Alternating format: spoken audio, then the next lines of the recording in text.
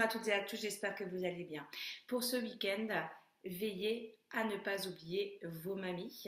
Il faudra leur souhaiter la fête des grands-mères puisque ça sera dimanche.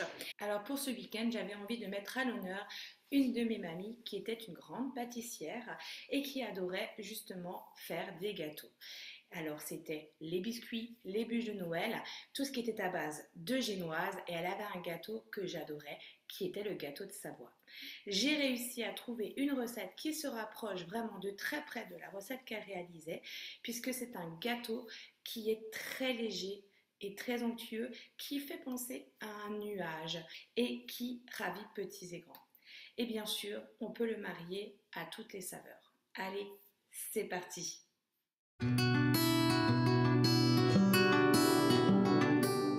Je vais commencer par préchauffer mon four à 150 degrés. Dans mon bol, je rajoute 4 blancs d'œufs, une pincée de sel et je positionne mon couvercle ainsi que le gobelet.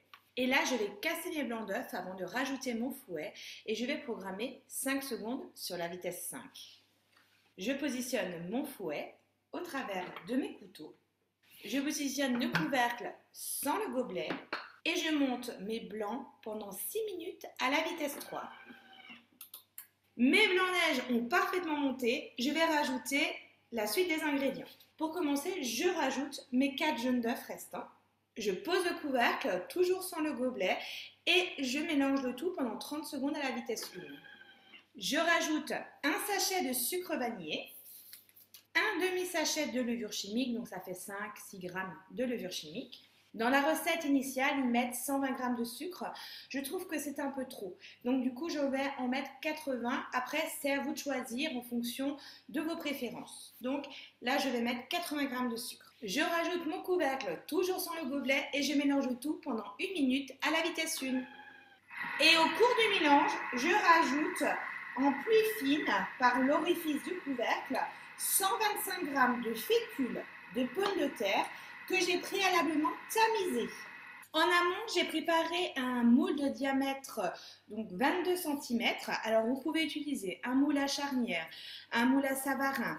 Là, j'ai un moule à fond amovible pour faciliter justement le démoulage de mon gâteau de Savoie à la fin de la cuisson. Veillez bien à beurrer votre moule, quel qu'il soit, pour faciliter quand même le démoulage à la fin de la cuisson. Le moule à charnière est quand même mieux, voire celui à fond amovible, pour vraiment garder la forme de votre gâteau de Savoie. Je retire le fouet de mon bol et je vais transvaser le mélange obtenu dans mon moule à fond amovible. Et j'enfourne mon gâteau pendant 30 minutes à 150 degrés.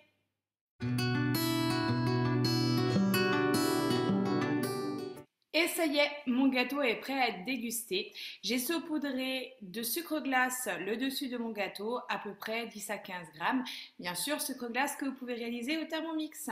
Alors, petite astuce, là, je vous propose ce gâteau de nature. Vous pouvez également l'accompagner d'un coulis de fruits rouges, de fraises. Alors, c'est vrai qu'on n'est pas encore dans la fraise, mais elle va vite arriver.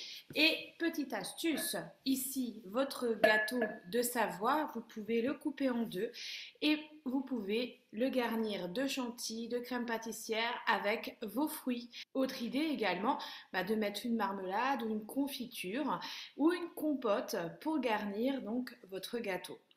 Et bien sûr, pensez à la haute température de votre TM6 avec lequel vous pouvez caraméliser vos pommes ou bien vos ananas comme je vous l'ai déjà montré lors d'une recette précédente.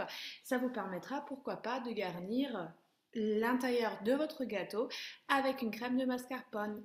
Alors au niveau recette, c'est vrai que c'est un petit gâteau, vous avez de quoi faire 8 parts. Si vous voulez vraiment un grand moule à charnière, vous pouvez aisément multiplier la recette par 2 puisqu'on peut mettre jusqu'à 8 blancs d'œufs dans votre bol. En attendant, si vous le testez, pensez à bien partager vos photos en commentaire et il ne me reste plus qu'à vous souhaiter un bon week-end et une bonne fête à toutes les grand-mères. À bientôt, au revoir.